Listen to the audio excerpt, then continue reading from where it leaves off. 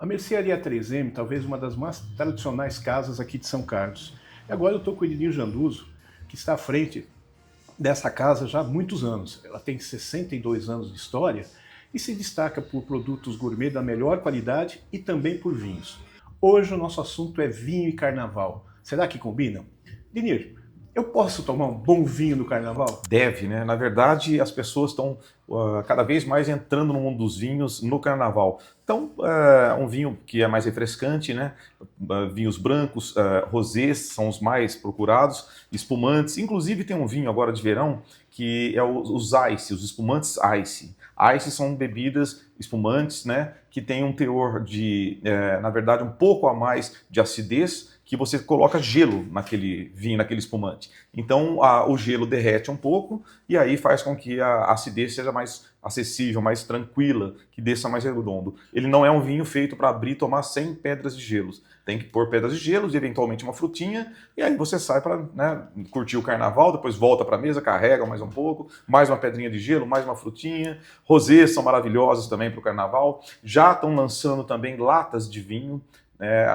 Algumas empresas estão lançando latinhas de vinho que 250, 350 ml, que você abre, não são espumantes, né? A maioria deles são vinhos brancos, rosés, que você sai tomando no carnaval aí. Então, eu acho que é uma coisa bem válida, né? Vinhos refrescantes, brancos, rosés, espumantes, brancos, rosés também. E alguém, quem quer o tinto também, eu penso que é um tinto mais leve, uvas mais leves, como a Pinot Noir, né, para poder curtir e, né, o verão e acordar no outro dia muito bem, desde que toma-se entre um vinho e outro um pouco de água para hidratando. Se falar em gelo no vinho, fruta no vinho, há anos atrás isso parecia uma heresia. E Exato. hoje acontece, hoje já se faz vinhos para isso.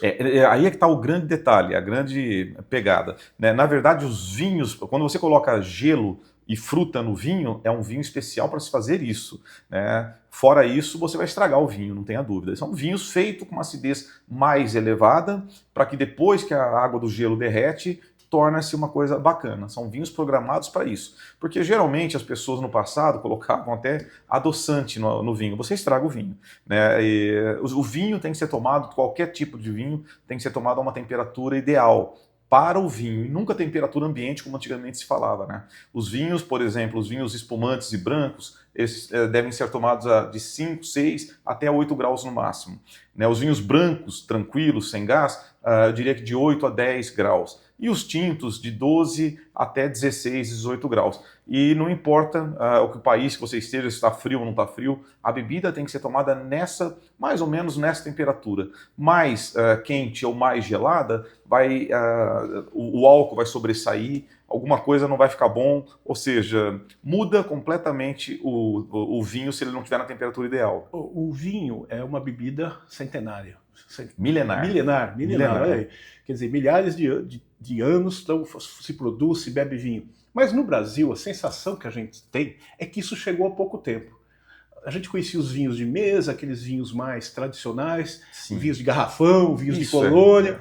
Hoje não, hoje a gente tem uma produção de vinhos nacional respeitada e vinhos importados que tem despertado a curiosidade das pessoas. Sim. Como é que você viu essa transformação? Você passou por tudo isso. Estou passando, na verdade. Na verdade, o Brasil está bem atrasado ainda em relação ao vinho no quesito de consumo per capita. O consumo per capita, para se ter uma ideia, da Itália hoje está em 38 litros per capita. A França acho que por aí, quase batendo junto com a Itália, né? O Chile e a Argentina estão em 36 e 29, e o Brasil está com 3 a 4 litros de vinho, está aumentando mais.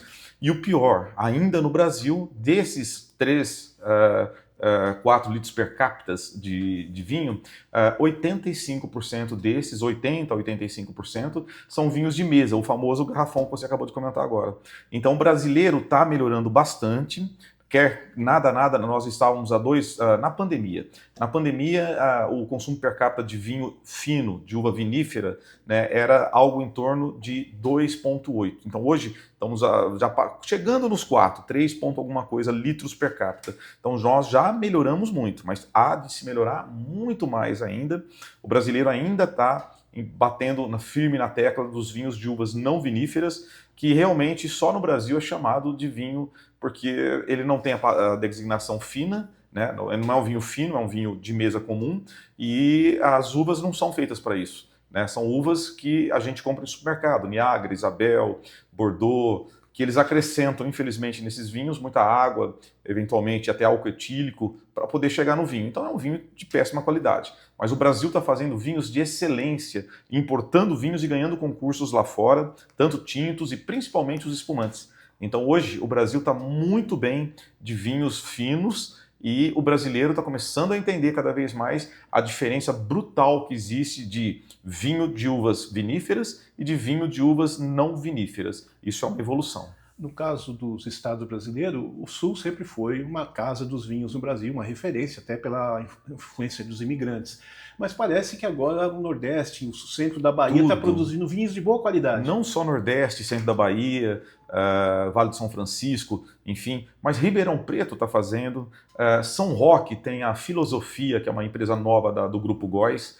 Tem a Vila Verrone, a Casa Verrone, que é maravilhosa. Tem Pinhal. O vinho está chegando até em São Carlos. Nós temos aqui um juiz aposentado, o seu Antero, que está produzindo vinhos de excelência também. Só que a produção dele é muito pequena.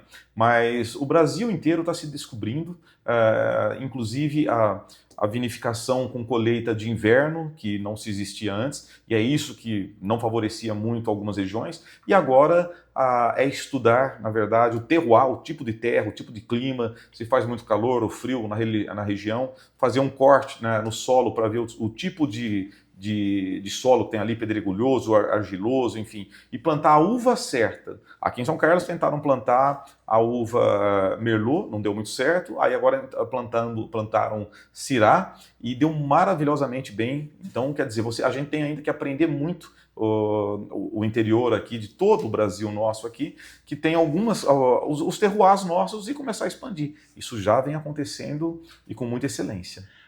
Vamos falar da 3M, mais de 60 anos de história. 62 esse ano. 62, quer dizer, são 6 décadas trabalhando, fornecendo alimentação, fornecendo produtos de boa qualidade, sempre como uma primazia da casa. Exatamente. O vinho você traz menos tempo, né? Você está com o vinho há uns 30 anos, por aí. Com essa história da 3M, como é que você chegou a descobrir o vinho para as pessoas, que o vinho seria um bom negócio e que as pessoas viriam até aqui? Essa pergunta é muito boa, né? Numa reunião, falaram para mim, numa reunião espírita, que eu mexo com vinho desde outras encarnações. Eu sempre fui apaixonado por vinho. Quando todos os meus amigos tomavam cerveja, eu saía e levava minha garrafinha de vinho, que na época o que se tinha era Chateau do Valier, Almaden, Forestier, aqueles vinhos brasileiros que é o que a gente tinha. Aí chegou o Lab Formit, que era um alemão de casco azul, todo mundo achava bacana, mas tudo muito caro. E aí, eu era muito pequeno, pouco tempo aí de idade, diria 9, 10, 11 anos aí, eu já começava a ficar com meu pai na mercearia. E aí, quando eu estava lá com meus 15, 16 anos, eu vendo que os vinhos eram muito caros, né, em São Carlos, eu pegava aquelas listas, né, porque não tinha computador na época, eram aquelas listas enormes de papel, com a impressora LX810 e tal. E aí eu comecei a ver que tinha vinho naquela listagem. Falei, pai, meu pai sempre foi um adorador de vinho, família italiana, né? Então nos domingos todo mundo tomava vinho em casa, inclusive meu pai dava um pouquinho para mim, né? Apesar de ser menor, mas do lado do pai, enfim, aquela coisa bacana. E eu comecei a gostar. Eu ia nadar na piscina municipal, e aí, frio, quando chegava em casa, o pai dava um pouquinho de vinho para mim, só para dar aquela aquecidinha. Quando eu vi o valor dos vinhos, falei, poxa, dá para vender vinho mais barato. E aí eu coloquei o mesmo percentual que eu coloco no arroz, no feijão, naquela época, já era uma mercearia, né? E aí eu comecei a comprar e falei, pô, se não vender, a gente toma. E aí começou a vender muito. E começou a crescer na venda de vinhos. Eu comecei a me especializar, comecei a me inteirar nos assuntos. Menos de 18 anos eu já tinha feito alguns cursos de vinhos.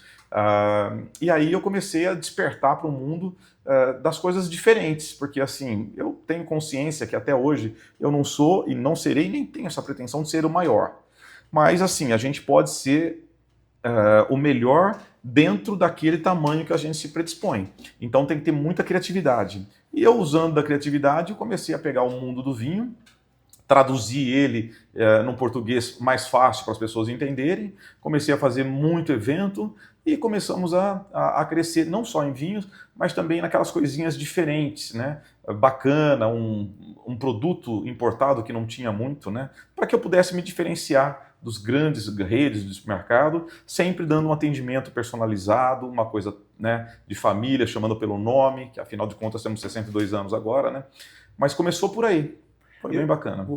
Eu sou um cliente, antes de ser um parceiro aqui, isso eu acho que é um diferencial. Sempre que eu venho aqui, tem alguém para indicar, para conversar, e pergunta que tipo de vinho você gosta. Olha, tem esse aqui, chegou outro. Isso é marca registrada da casa. Marca registrada. A gente tem que tentar ver o que a pessoa quer, o que vai harmonizar ou não com o prato da pessoa, o quanto a pessoa quer gastar. Acho que tudo isso é muito válido para que a gente possa ter um resultado final e o cliente sair daqui feliz e voltar mais vezes. Então ele sai daqui não como um cliente, mas ele sai daqui como um amigo. Eu passo sempre, tem um grupo de WhatsApp, nós temos alguns grupos de WhatsApp, né, que as pessoas fazem parte, e a qualquer momento elas podem perguntar o que combina com isso, eu estou em outro lugar, fui viajar, eu estou na Itália, que vinho que eu trago, eu estou fazendo um jantar com esse prato, que vinho que harmoniza. Então a gente vira amigo. Então, aqui no segundo piso, no segundo andar da Mercearia 3M, nós temos um espaço para 40, 50 pessoas, onde nós fazemos jantares, degustações, cursos. Então, tudo isso faz a família sair de casa, vir, né, aprender, né, e é uma grande família. A Mercearia 3M é uma grande família, não tenho dúvida. Bom, eu quero agradecer o seu espaço, aí, conseguir um espaço na sua agenda. Agradeço todas essas informações e quero deixar o Portal da Cidade como parceiro realmente. Nós somos de São Carlos, gostamos da cidade e da região e a gente quer fortalecer o que nós temos de bom. E a Mercearia 3M realmente é uma referência na cidade. Muito obrigado. Eu que agradeço a vocês, tem tudo para dar muito certo e dará muito certo. Contem conosco. Obrigado.